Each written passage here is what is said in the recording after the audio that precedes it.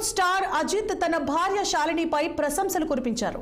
Padma Bhushan award ఢిల్లీలో అందుకున్న తర్వాత ఓ ఇంటర్వ్యూలో ఆయన మాట్లాడారు. ఈ నేపథ్యంలో తన స్టార్డమ్ శాలిని అని, తన కోసమే సినిమా కెరీర్ను సైతం వదులుకుందన్నారు. తాను ఎలాంటి నిర్ణయాలు తీసుకున్నా వెన్నంటే నిలబడిందని తెలిపారు. ఇక జీవితంలో తాను సాధించిన విజయాలకు శాలినినే కారణమనడంలో ఏమాత్రం అతిశయోక్తి లేదన్నారు నటుడు అజిత్.